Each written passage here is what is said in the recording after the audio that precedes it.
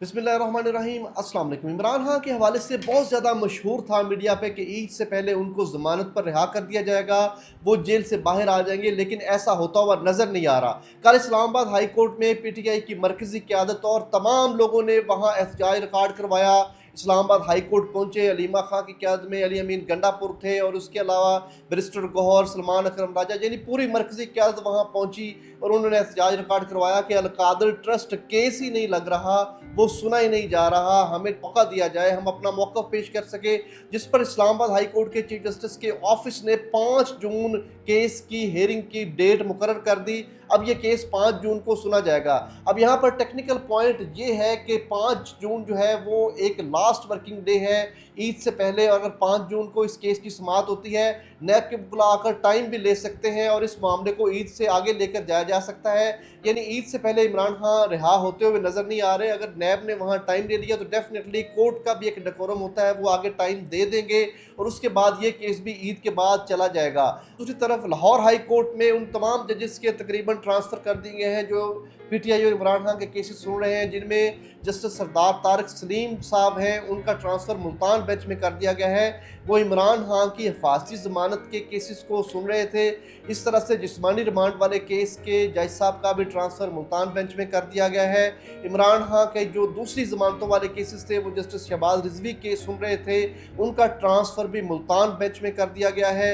इस तरह से परवेज़ अलाई केस में जस्टिस रफ़ीक अहमद का ट्रांसफ़र मुल्तान बेंच में कर दिया गया है।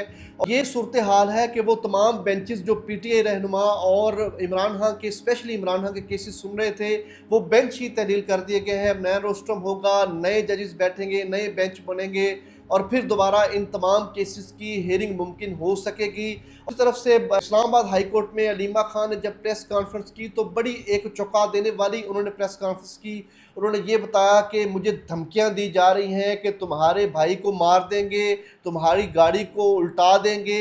यानी वो अब आप लोग चाहते क्या हैं, हमें पता ही नहीं है। 2 साल से इमरान खान किस जुर्म की सज़ा भुगत रहे हैं और उनको क्यों जेल में बंद रखा हुआ है, ये बताया तो जाए। हम बात करने के लिए तैयार हैं, लेकिन कोई भी हमारे साथ बात नहीं कर रहा। यानी दूसरे तरीके से आप अगर ये कह सकते हैं कि पूरी मरकज़ी क़यादत अगर ये पीटीआई की इकट्ठी है तो फिर कहीं ना कहीं कोई ना कोई डील की बात चल रही है, क्योंकि ऐसे ये सब लोग इकट्ठे नहीं हो जाते। बैरिस्टर गौहर भी मौजूद हैं, अली अमीन गंडापुर भी मौजूद हैं और उनकी क़यादत करती नज़र आ रही हैं अलीमा खान। और फिर उनकी इस तरह की स्टेटमेंट दे जाना, यानी वो काफ़ी परेशान भी हैं इमरान खान के हवाले से कि कहीं उनको नुकसान ना पहुंचा दिया जाए। यानी बार बार उनको थ्रेट किया जा रहा है। खान ये भी कह रही हैं कि हम डरने वाले नहीं हैं, इमरान खान मजबूत असाब के मालिक हैं और उनको इंसाफ मिलकर रहेगा। और दूसरी तरफ से जो सुप्रीम कोर्ट की सूरत हाल है, वहाँ पे मखसूस नशिस्तों वाले केस की लाइव स्ट्रीमिंग इन कैमरा समाअत हुई, जिसमें फैसल सदीकी एडवोकेट ने अपने दलाइल सुन्नी इत्तेहाद कौंसिल की तरफ से दिए और उन्होंने बारहा ये कहा कि चूँकि इस वक्त ये एक नया बेंच बना है, उन्होंने बड़े तफसील से एलेबोरेट किया कि हम पीटीआई की मखसूस नशिस्तों का हक बनता है वो उनको दिया जाए, क्योंकि बाकी सारी जमातों को मखसूस नशिस्तें अलाट कर दी गई हैं और पीटीआई का भी हक है या तो फिर उनसे भी वापस ले ली जाए या फिर हमारा जो राइट बनता है वो तकरीबन 87 सीटें बनती हैं वो हमें दी जाए। जिस पर जस्टिस अमीन, जस्टिस मुसर्रत हलाली और दूसरे जज साहिबान ने उनको मुख्तलिफ नौइयत के सवालात किए, लेकिन वन लाइनर एक ही जवाब है कि अगर बाकी जमातों को ये सीटें दी जा रही हैं या उनको ये सीटें दी जाएंगी तो फिर पीटीआई का भी उतना ही राइट बनता है, उतना ही हक है जैसा कि तमाम जमातों का, मुस्लिम लीग नून, पीपल्स पार्टी, जमीयत उलमा इस्लाम और सब जमातों को ये सीटें दी जा रही हैं, तो हमें भी वो सीटें दी जाए। अगर इन जमातों को ये सीटें दी गई तो वो 2/3 अक्सरियत हासिल कर लेंगी और ये अक्सरियत जो है ये नाजायज़ होगी, ये हुकूमत ही नाजायज़ है। ये सारे दलाइल फैसल सदीकी ने दिए और उसके बाद ये समाअत जो है ये जुमेरात वाले दिन तक मुलतवी कर दी गई। अभी तक ये समाअत जारी है और देखते हैं कि क्या पीटीआई को उनका राइट मिलता है नहीं, क्योंकि एक सुप्रीम कोर्ट का फैसला इंटैक्ट है जिसमें पीटीआई को ये मखसूस नशिस्तें अलाट कर दी गई। उस फैसले के खिलाफ नज़रसानी दरख्वास्त दायर की गई है और जिसमें ज़्यादातर जजेस की वो तादाद शामिल है जो नए जजेस हैं जो उस बेंच में शामिल नहीं थे।